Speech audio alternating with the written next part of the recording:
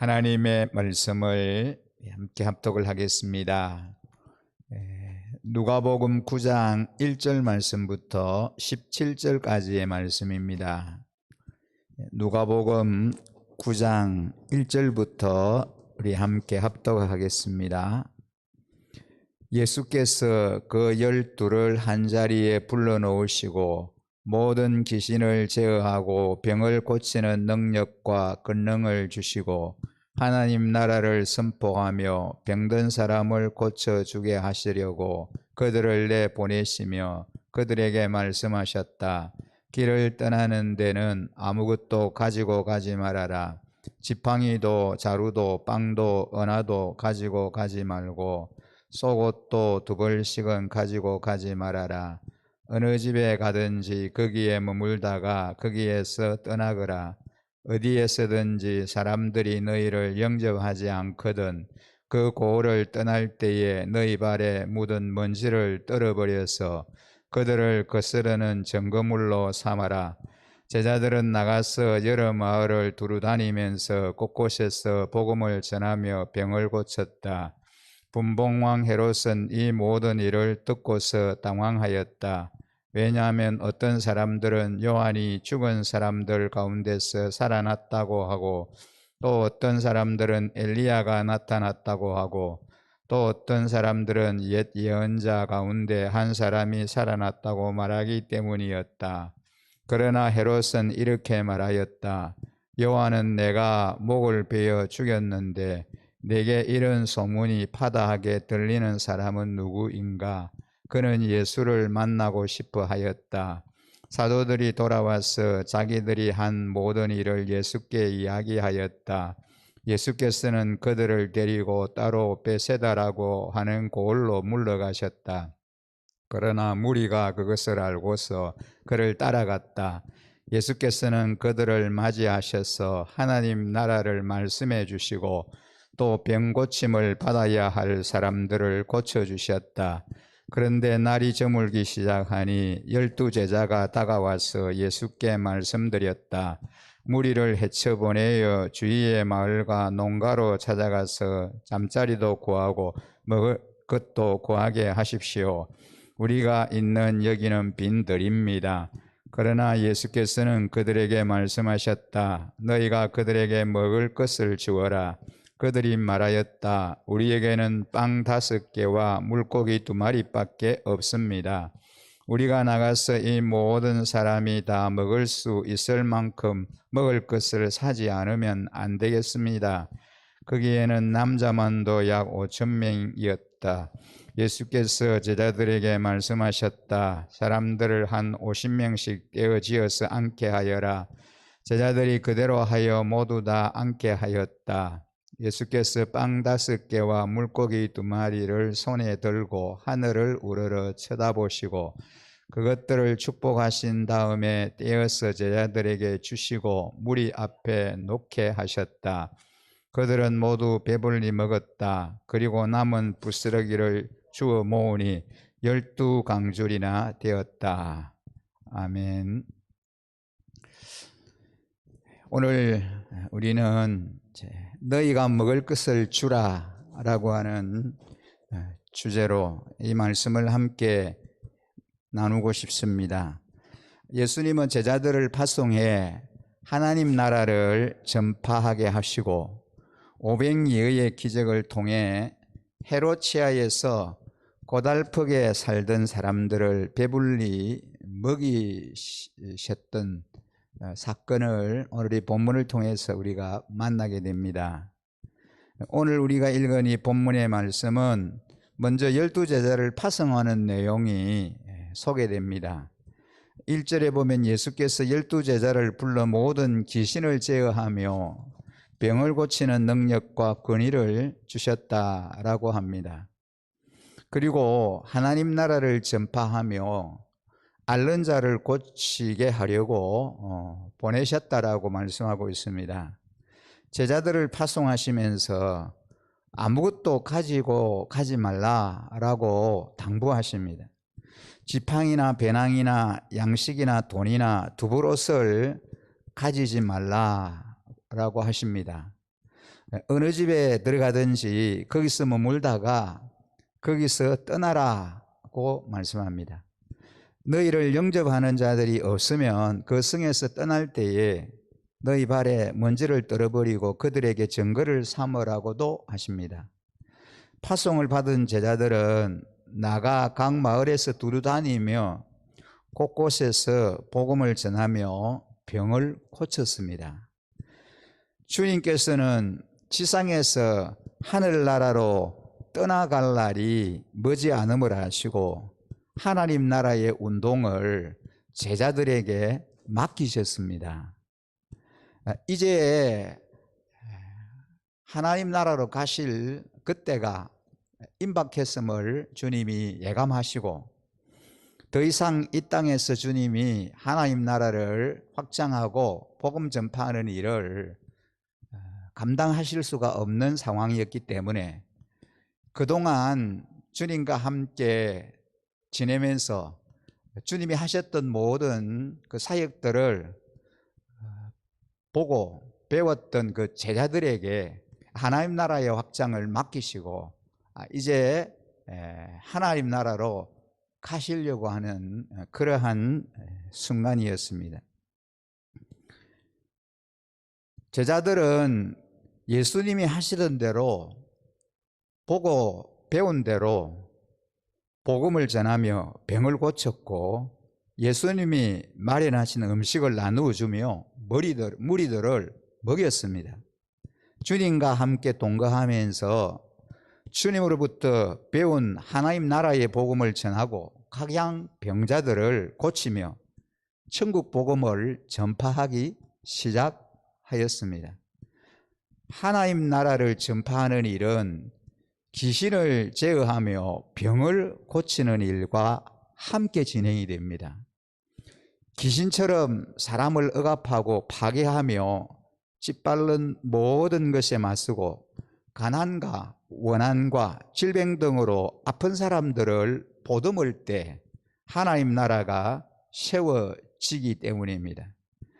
악에 맞서고 고통스러운 사람을 보살피는 일이야말로 하나님 나라를 전파하는 우리가 다 해야 할 사명입니다.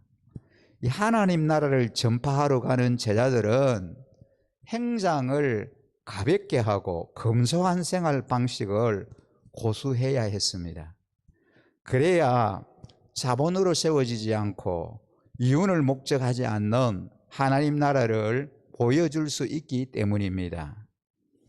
돈의 나라가 아닌 하나님 나라를 전파하려면 돈이 아닌 하나님의 능력을 보존해야 하고 돈이 아닌 하나님의 영광을 목적하는 태도를 보여주어야 하기 때문입니다.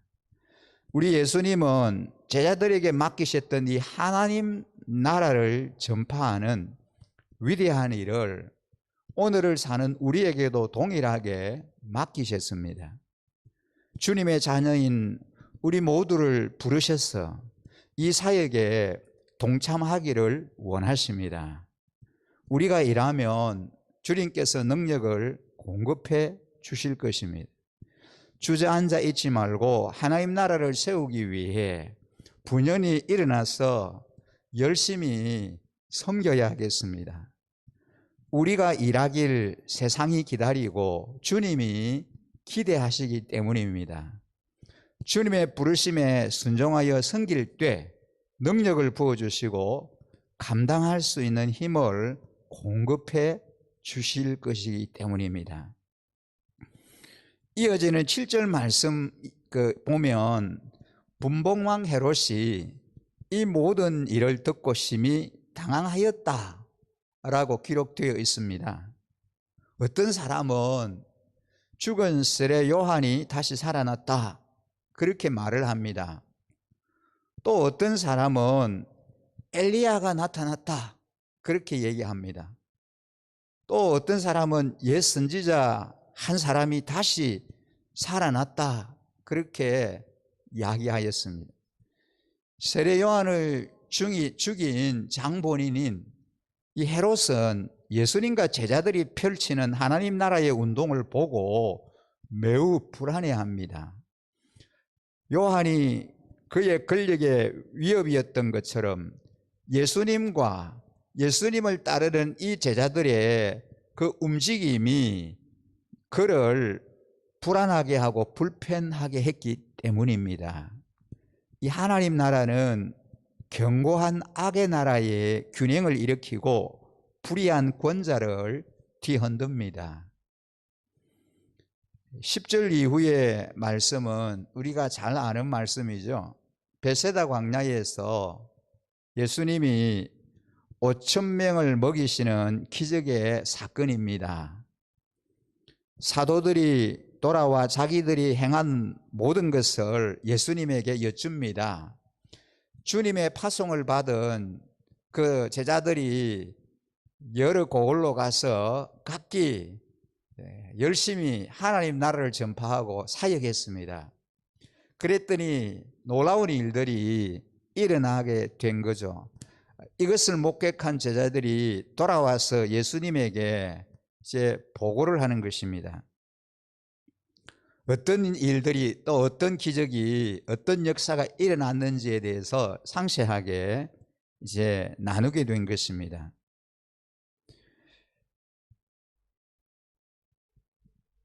예수님께서 그 제자들을 데리고 이제 따로 베세다라고 하는 고을로 떠나가십니다. 왜 베세다라고 하는 그 지역으로 가셨냐 하면은 휴식을 위해서, 또 제자들과 베세다로 행하셨지만 목자 잃은 양 같은 무리가 계속해서 모여드는 것을 보시고 힘을 미룬 채 그들을 영접하시고 또 그들을 위해서 사역을 시작하시는 모습입니다. 잠시 안식과 쉼을 위해서 조용한 베세다라고 하는 지역으로 가셨지만 그 소식을 들은 수많은 무리들이 또 예수님에게로 몰려들었습니다. 그래서 그들의 필요를 아시고 예수님은 여전히 그들을 위한 사역을 또 감당하셨던 거죠. 병자들을 고쳐주시고, 그리고 예수님에게 필요를 찾아왔던 그 사람들의 모든 문제들을 해결해 주시는 그러한 모습을 오늘 이 본문에서 우리가 만나볼 수 있습니다. 휴식을 위해서 제자들과 베세다로 주님이 그렇게 가셨지만 결국은 잠시의 쉼도 미룬 채 계속해서 하나님 나라를 확장하는, 그리고 귀한 사명을 감당하는 그러한 주님의 모습을 발견할 수 있습니다. 이어서 예수님은 하나님 나라를 가르치셨고 병을 치유하셨으며 또한 그들을 배불리 먹이셨습니다. 헤롯 아래 신음하던 자들이 예수님의 보살핌 아래 비로소 웃게 되었습니다. 그때 그 장소에 함께 했던 무리들은 남자만 5,000명이었다. 성경에 그렇게 기록되어 있습니다. 여인들과 아이들을 합하면 좋게 20,000명은 넘지 않았을까, 그렇게 추측해 봅니다. 그렇게 많은 무리들이 예수님께서 축사하시고 나누는 떡과 고기를 배불리 먹고 남았습니다. 그 광야에 모인 그 수많은 무리들을 위해서 보리떡 5개와 물고기 2마리를 가지고 하나님을 향하여 기도하시고 축사하신 후에 제자들에게 그 굶주리고 있는 그 무리들을 향하여 나누어 주라고 주님이 명령하십니다. 그 주님의 말씀에 순종해서 제자들이 그렇게 행하였을 때 그 모여있는 그 수많은 무리들이 실컷 먹고 배불리 먹고도 남는 그런 놀라운 기적이 베세다 광야에서 일어난 것이죠.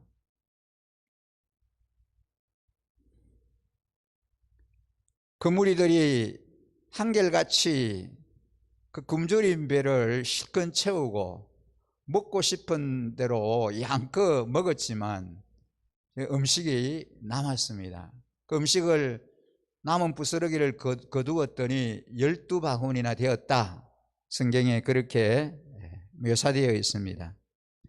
광야에서 만나를 먹이신 신실하신 하나님은 자기 백성을 긍휼로 다스리시는 목자이신 예수님이십니다.